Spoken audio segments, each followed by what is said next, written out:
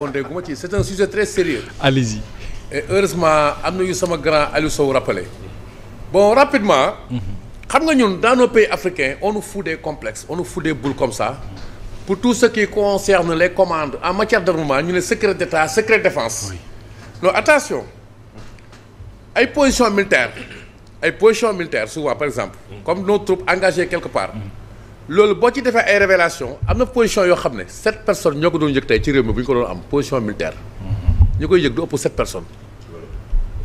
yaa ngi fàttaliku bi suñu soldats yi waree dem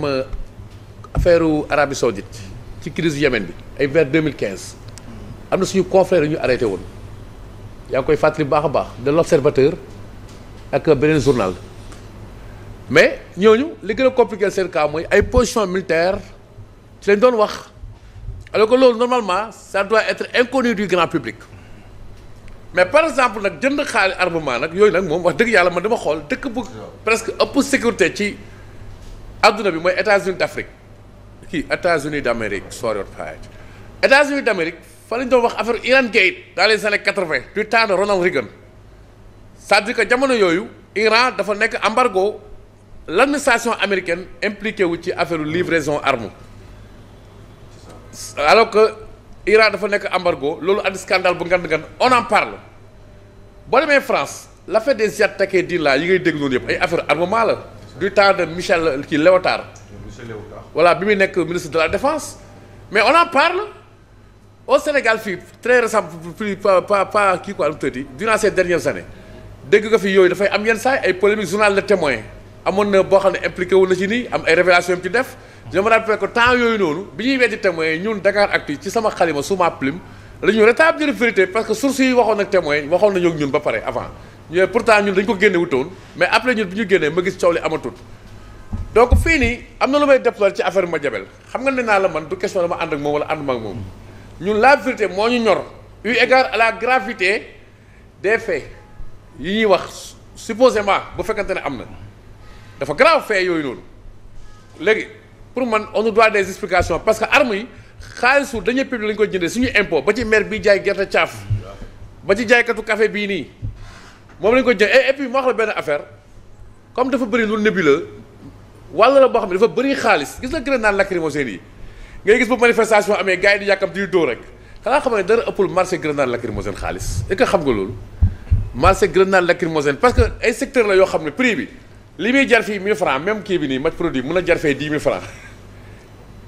nga jël marché hélicoptère yi gis nga les Russes là du temps de la guerre froide souvent doo gis armes yi ñi koy jëndee dans les pays de kii quoi de l'ex-URSS ou bien attachés qui furent des satellites de l'URSS ay Tchécoslovaquie yooyu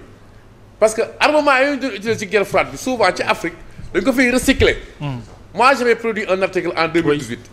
ñun Sénégal ñiy jaay arme hélicoptères yi mooy bi hélicoptère militaire bi di daanu. société boobu noonu ministre de la défense boobu Augustin Tine man dama doon sama enquête rek mu ne ñoo ñuy jaay ma tapé Google xool de quoi ça retourne mais société boobu dañ ko épinglé au Mali temps yooyu noonu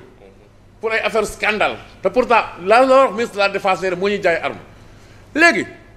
depuis 2021 il se passe dans ce pays des choses graves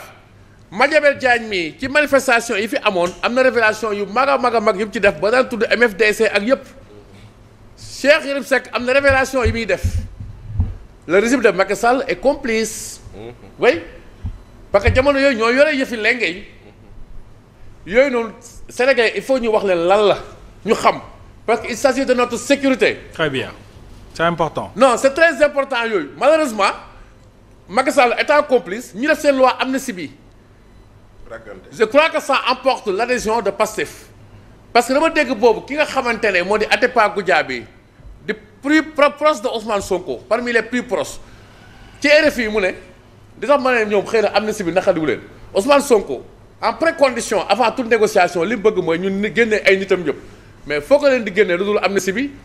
gis nga tergiversation ak l'ambiguïté de leur position avant ñu koy voter parce que vote bi da doon jàll force dès lors que y a le PDS y a l'APR mais am nañu majorité bi donc bu neexee waa Pastef ñu dëgg bal bi waa Pastef moo ñu def recours avant promulgation de la loi ak li ci xew yooyu yëpp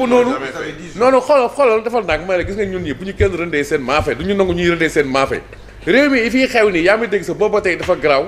léegi nag loolu noonu il faut que peuple sénégalais ak l'opposition ñoom ñoo war a taxaw débat boobu ñu teg ko ci table bi. parce que ce sont des faits yoo xam ne dafa garaaw.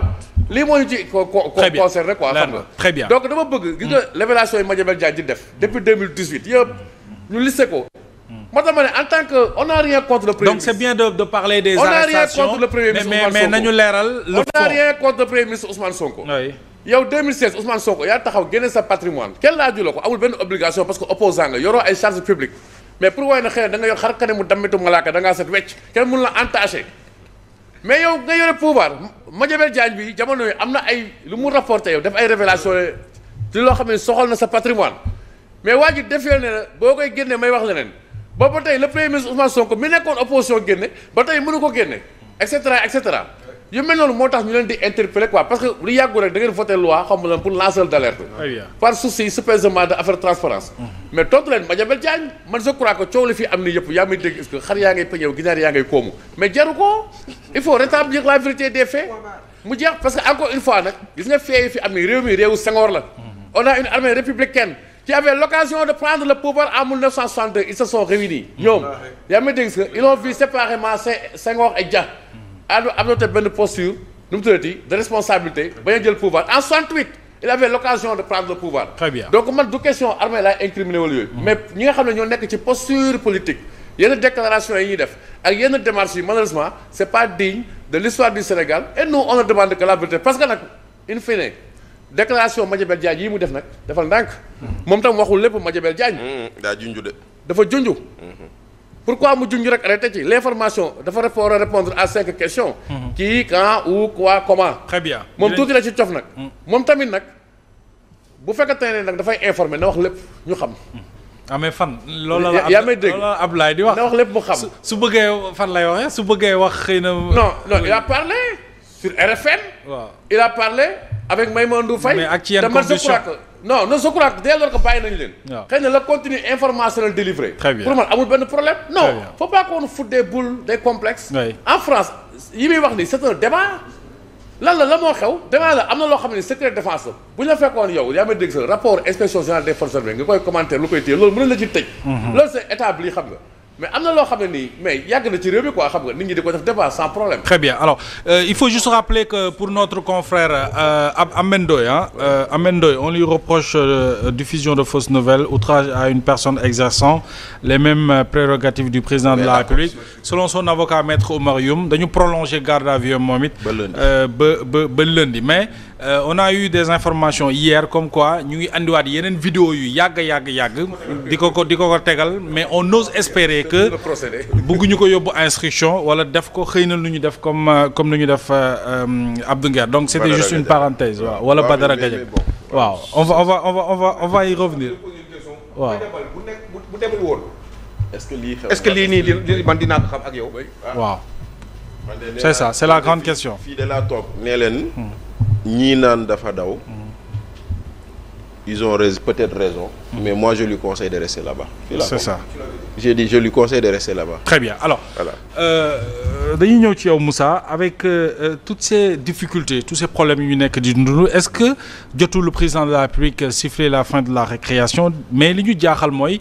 dualité bi am au sommet d'ailleurs Guy Marius Sagna moom il nous parle de deal au niveau de PASTEF Diomaye Faye est un président de transition noonee la ko waxee ci wet gi Abdourahmane Diouf à côté di sàkku ci président de la République mu jël ses responsabilités par rapport à tout ce qu'on est en train de vivre wala de constater dans ce pays-là ban analyse lañ ci mën def. affaire Madiambal bi. ah allez-y bu la neexee nga rebondir foofu après dem ci question bi oui. donc affaire Madiambal bi ñun position bi ñu ci am mooy dañ jàpp ni état war na gën a am responsabilité par rapport ak cette histoire. parce que affaire sécurité nationale. affaire intégrité boo xam ni moom la Sénégal war a am ci ay contrat d'armement yoo xam ni benn doute waru ci plané dañ ci war a dem ak transparence loolu jàpp nañ ni Assemblée nationale war na saisir bal bi au rebond pour que ñu mën a élucider cette affaire parce que jàpp naa ni bépp Sénégalais bu comprendre tey boo tëddee waroo nelaw contrat d'armement la ñuy laaj la ñuy wax ñu jox ko benn jigéen boo xam ni benn rek ki rek la am muy benn mérite rek la am muy dafa nekk benn masseuse nationale wala dampeuse nationale peut-être par rétribution xëy na peut-être mën na am yenn privilèges yi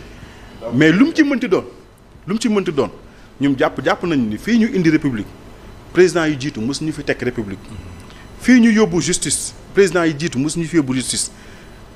avec l'avènement de Pastef dañ ñuy wax sax ay rapport interne de la gendarmerie di ko teg sur la table di ci waxtaane ñëpp di ci wax ci réseaux sociaux yi avec l'avènement de Pastef maintenant dañuy wax ay contrat d'armement boo xam ni nit ki affaire esthétique la xam affaire massage affaire salon loolu la xam ñi ko ciy cité ñoom dañu am intérêt pour que ñoom ñu génn wax ak sénégalais leeral leen mbir mi naka la demee loolu la mooy position bi nga xam moom lañ ci am beneen moom mooy aussi Madiambal Diagne pour l'intérêt exclusif de la nation pour mu sauver sénégalais yi mooy dafa war a génn wax ci à fond parce que nit ñi xamuñu à combien wala contrat d'armement yi équipement yi yan xeetu arme la xamuñu ko est-ce que livré nañ lépp est-ce que fii ak 3 ans 4 ans bu politique bi yëngoo yeneen catastrophe mënul am c'est des questions yoo xam nit ñi war nañ ko mën a poser wu parce que Ousmane Sonko daf ñu yàgg xupp te xupp yooyu mu yàgg xupp dafay des ci suñu bopp lu ñuy gën di dem réalité bi ñu ko gën a leeral mooy xale yi entraîné nañu ba mat liñ leen doole ku leen jox arme ñu dem xeexi ba pare ma gis ndaw si récemment mu déclaré benn conférence de presse subitement mu dellu ginnaaw ban motif la joxe pour des raisons de sécurité nationale